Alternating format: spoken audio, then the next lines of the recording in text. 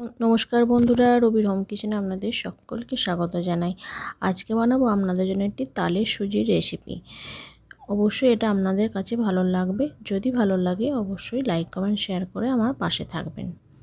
प्रथमे एकटी कड़ाइयेर मধ্যে आमि निये निलाम 1 কাপ मतो सुजी। এই সুজিটা আমি খুব ভালো করে কড়াইয়ের মধ্যে নিয়ে ভালো করে ভাজতে থাকবো। এর মধ্যে আমি একটু লাল লাল রং করে নেব। ভাজার পর এখানে আমি দিয়ে নিলাম 1 চামচ মতো আমি ঘি ব্যবহার করে নিয়েছি। এই ঘিটা দিয়ে আমি আবারও 1 মিনিট মতো নাড়াচাড়া করব যতক্ষণ না কালারটা চেঞ্জ হয়ে আসছে। এরপর আমি এখানে দিয়ে নেব 1 কাপ মতো তালের কাই আর ওই কাপটা ধুয়ে অল্প করে আমি জল দিয়ে নিলাম।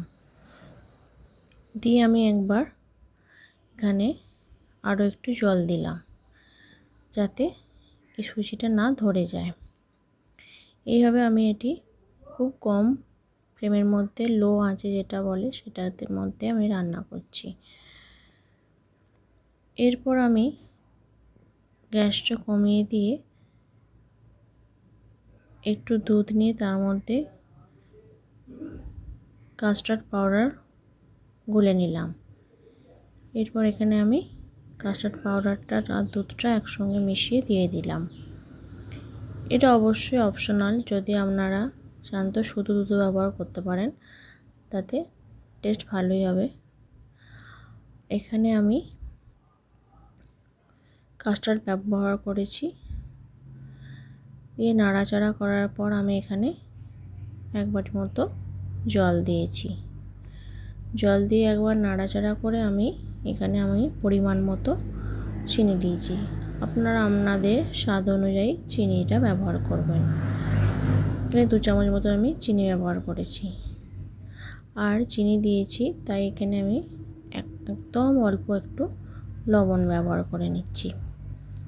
দিয়ে এবার আমি ক্রমশ নাড়তে থাকবো। এইভাবে নাড়াচাড়া করতে থাকবো প্রায় 1-2 মিনিট মতো। সুজিটা ফুটছে তাই একদম লো আঁচের মধ্যে রান্নাটা করতে হবে। এইভাবে ক্রমশ 1-2 মিনিট মতো নাড়াচাড়া করব। এরপর নাড়াচাড়া করে এলে দেখবেন যে গা থেকে সুজিটা খুলে আসছে। সেই সময় আমি এখানে দিয়ে দেব অল্প একটু ঘি। এখানে ঘিটা দিলে সুজির মধ্যে খুব সুন্দর একটা গন্ধ আসে, তাই এখানে সুজিটা দিয়ে ভালো করে নাড়াচাড়া করে নিচ্ছি। প্রায় 30 সেকেন্ড মতো আমি এভাবে নাড়াচাড়া করে নেব। নাড়াচাড়া করে আমি এটা একটা পাত্রের মধ্যে ঢেলে নেব। যদি আপনারা এই সুজির হালুয়াটা যদি বরফির আকারে করতে চান তাহলে আরও বেশি একটু টাইট করবেন। আমি এখানে খুব বেশি টাইট করিনি। এইভাবে আমি সমস্ত সুজিটাকে তুলে নিয়েছি একটি পাত্রের মধ্যে, দিয়ে চামচের সাহায্যে এইভাবে আমি সমান করে নিচ্ছি। ব্যাস রেডি হয়ে গেল তালের সুজির রেসিপি।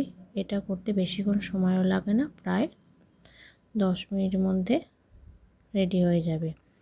যদি এই রেসিপিটা আপনাদের ভালো লাগে অবশ্যই লাইক কমেন্ট শেয়ার করবেন আর সাবস্ক্রাইব করে আমার পাশে থাকবেন। রেডি হয়ে গেল সুজির হালুয়া।